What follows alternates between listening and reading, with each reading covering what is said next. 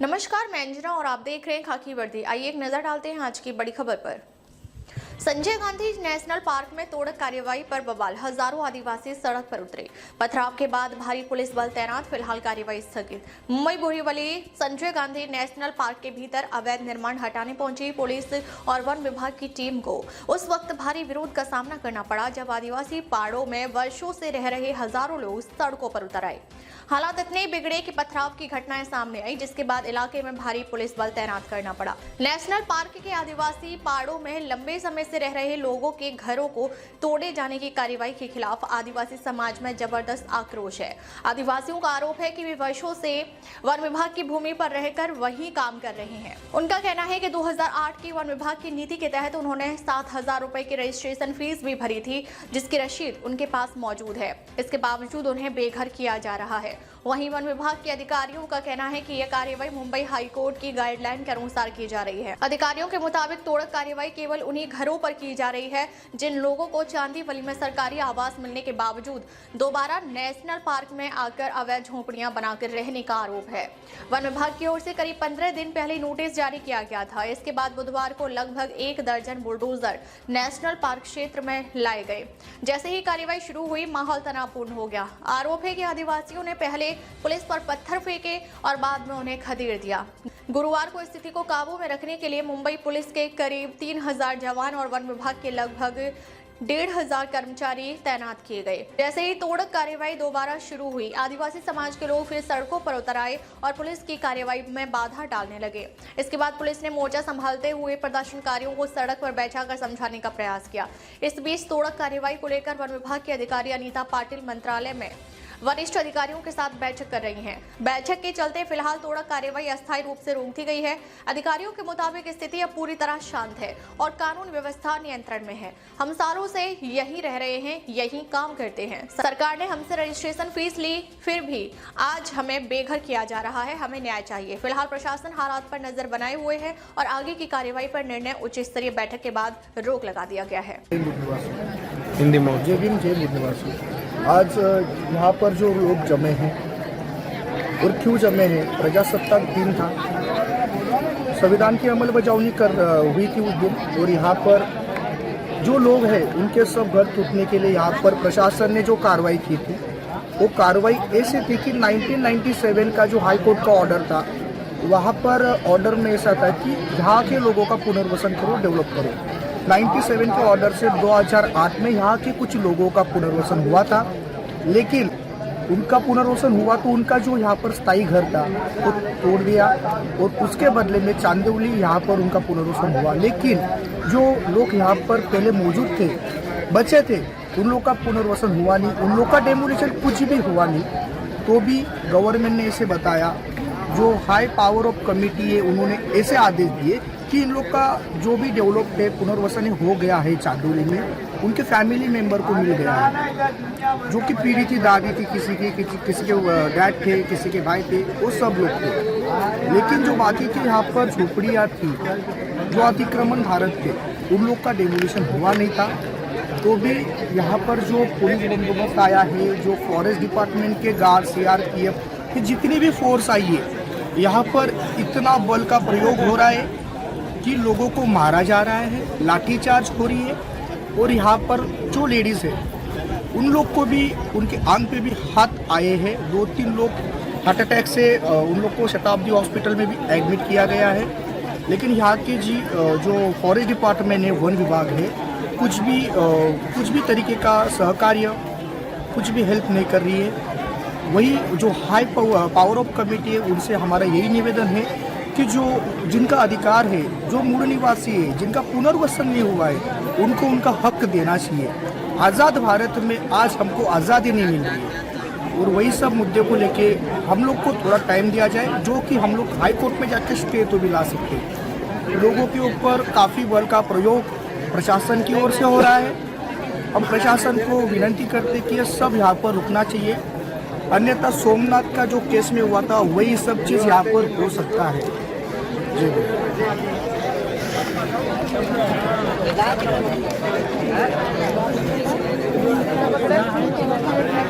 High power committee अशी आहे की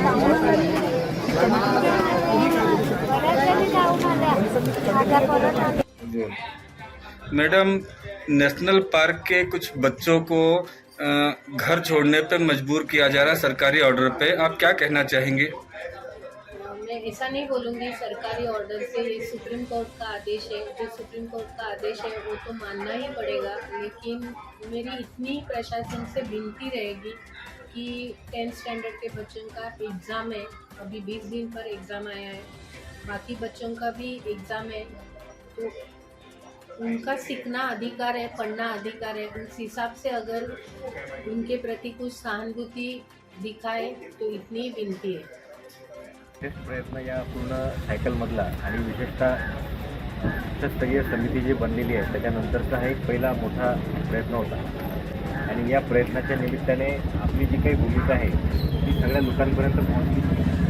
प्रत्येक समितीसाठी आपण परत आलेलो आहे, तरीसुद्धा जो काही मॅसेज आपण दिलेला आहे तो एक चांगला मॅसेज आहे आणि त्याच्यामध्ये जी काही शासनाची भूमिका आहे, जी काही पात्र अपात्र आदिवासी गैर-आदिवासी हे सगळ्या ज्या काही बाबी आहेत त्या उघडपणे सगळ्यांच्या समक्ष आलेल्या आहेत आणि त्यांनासुद्धा कळलेलं आहे की कोण याच्यामध्ये भविष्यामध्ये पात्र होणार, कोण नाही पात्र होणार, कोणाला धोरणात्मक बाबीचा लाभ मिळेल, कोणाला नाही मिळणार। आणि आज जी सर्वपक्षीय बैठक मंत्रालयामध्ये झाली त्याच्यानुसार त्यांनी म्हटले की याला स्थगित करावं आणि एक माननीय मुख्यमंत्री महोदयाच्या अध्यक्षतेखाली लवकरच बैठक करू, त्यामध्ये या सर्व बाबींचा विचार करून एक सर्वसमावेशक निर्णय काढण्यासाठी सुद्धा आणि जे काही धोरणात्मक निर्णय आहे कोणाला लाभ द्यायचा त्याबद्दल म्हणजे दोन्ही गोष्टी त्याच्यामध्ये होणार आहेत। आणि आज जी काही कारवाईचा आपण करण्याचा प्रयत्न केला त्याच्यामध्ये काही लोकांना दुखापत पण झाली, त्यांची स्वतः काळजी घेतील ते आणि काही अडचण असेल तर ते संबंधित अधिकाऱ्यांना कळवतील। पुढची कारवाईसुद्धा आपल्याला लवकरच करण्याची आवश्यकता पडू शकते, कारण ज्या पद्धतीने उच्चस्तरीय समितीचं कामकाज आहे आणि उच्च न्यायालयाचे आदेश आहे तर कारवाई स्थगित करणे, थांबवणे किंवा ती पूर्णपणे रद्द करणे ही माननीय उच्च न्यायालयाला मान्य असणारी गोष्ट नाही। त्याच्यामुळे लगेचच शासनस्तरावरती याच्यामध्ये निर्णय होईल। माननीय मुख्यमंत्री महोदयांच्या अध्यक्षतेखाली जरी जी बैठक व्हायची आहे तीसुद्धा लवकरच होईल आणि पुढे आपल्याला पुन्हा जी काही कारवाई आहे त्याला सुरुवात करण्याची वेळ लवकर येणार आहे। त्यामुळे आजचा जो दिवस आहे तो त्या दृष्टीने असलेला एक पहिला टप्पा, एक आपलं प्रशिक्षण किंवा आज आपल्याला जे काही उणिवा आपल्या कोऑर्डिनेशनमध्ये आढळून आल्या पुढच्या वेळेस त्या चुका होणार नाहीत किंवा त्या उणिवा राहणार नाही यासाठी आपण प्रयत्न करून जी काही कारवाई आहे ती बऱ्याचदा आपण इतर यंत्रणांवरती अवलंबून राहतो मोठ्या प्रमाणामध्ये, तर ती आपण स्वतःच्या बळावरती सुद्धा काही कारवाई भविष्यामध्ये करू शकतो। अब तक के लिए बस इतना ही, फिर मिलते हैं एक ऐसी ही बड़ी खबर के साथ। तब तक के लिए नमस्कार और देखते रहिए खाकी वर्दी।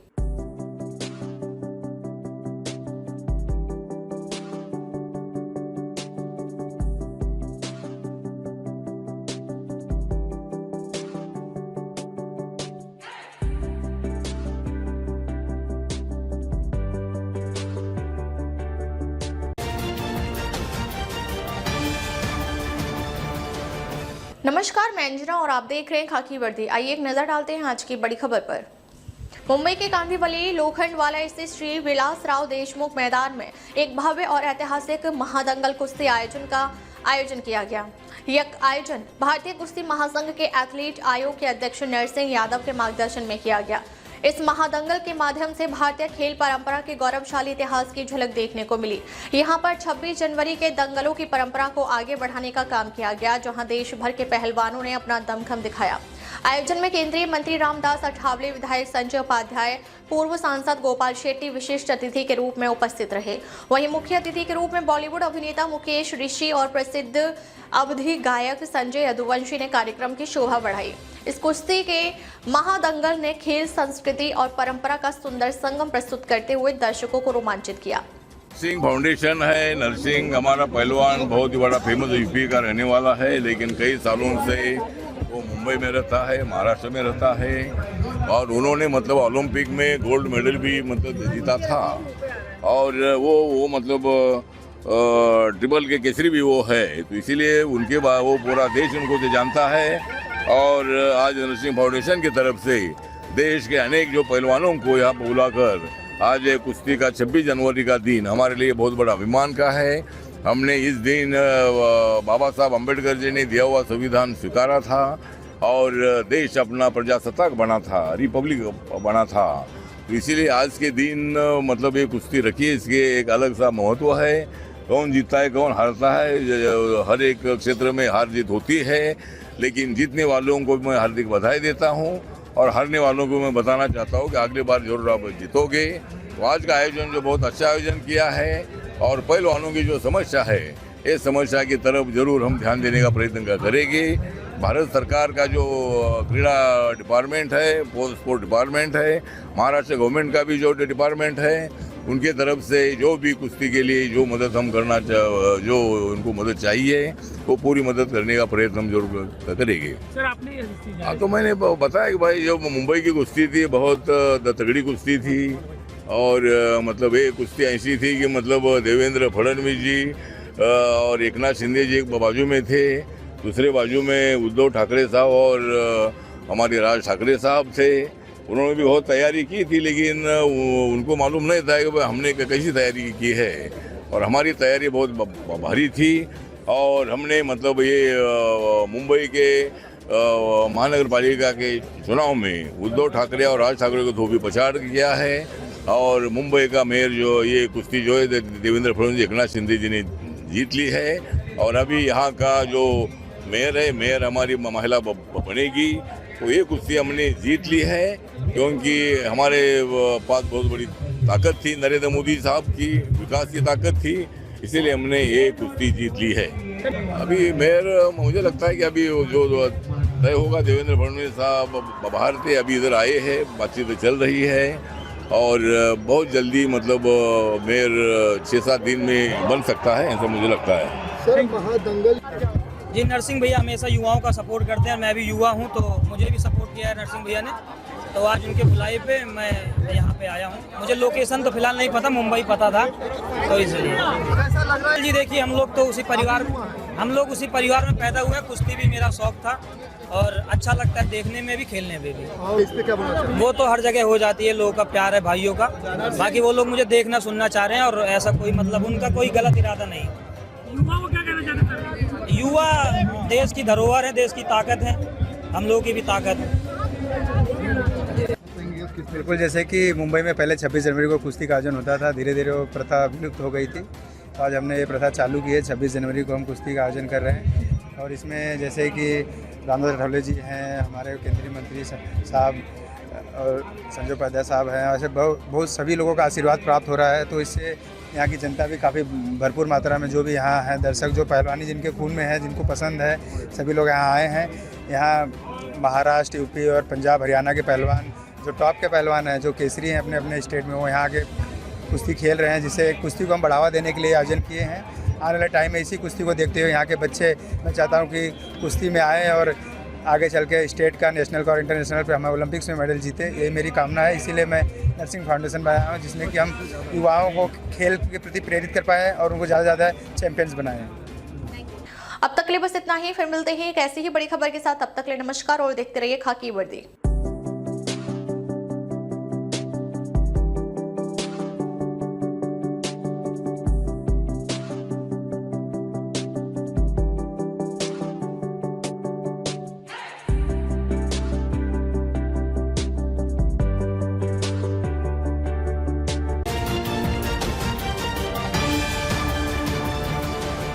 नमस्कार, मैं अंजना और आप देख रहे हैं खाकी वर्दी। आइए एक नजर डालते हैं आज की बड़ी खबर पर। सोने के गहनों को पॉलिश करने के बहाने महिला से ठगी, 2 शातिर आरोपी गिरफ्तार। पालघर में सोने के गहनों को पॉलिश कर देने का झांसा देकर एक बुजुर्ग महिला से ठगी करने वाले 2 शातिर आरोपियों को बोईसर पुलिस ने गिरफ्तार किया है। हंसी देवी कुंदन सिंह रोतेला नामक बुजुर्ग महिला के गले और हाथों में पहने सोने के गहनों को पॉलिश करने की बात कहकर आरोपी गहने लेकर फरार हो गए थे। गिरफ्तार किए गए आरोपियों के नाम धीरज उर्फ पापा राजाराम राठौड़ और दिनेश हीरालाल सोलंकी है। दोनों आरोपियों ने महिला से करीब 3,50,000 रुपए कीमत के सोने के गहने ठग लिए थे। इस मामले में बोईसर पुलिस थाने में मामला दर्ज होते ही पुलिस ने त्वरित कार्रवाई करते हुए महज कुछ ही घंटों में दोनों आरोपियों को गिरफ्तार कर लिया। झांसा देकर एक बुजुर्ग महिला से ठगी करने वाले 2 शातिर आरोपियों को बोईसर पुलिस ने गिरफ्तार किया है। हंसी देवी कुंदन सिंह रोतेला नामक बुजुर्ग महिला के गले और हाथों में पहने सोने के गहनों को पॉलिश करने की बात कहकर आरोपी गहने लेकर फरार हो गए थे। दोनों आरोपियों ने महिला से करीब 3,50,000 रुपए कीमत के सोने के गहने ठग लिए थे। इस मामले में बोईसर पुलिस थाने में मामला दर्ज होते ही पुलिस ने त्वरित कार्रवाई करते हुए महज कुछ ही घंटों में दोनों आरोपियों को गिरफ्तार कर लिया। अब तक के लिए बस इतना ही, फिर मिलते हैं एक ऐसी ही बड़ी खबर के साथ। तब तक के लिए नमस्कार और देखते रहिए खाकी वर्दी।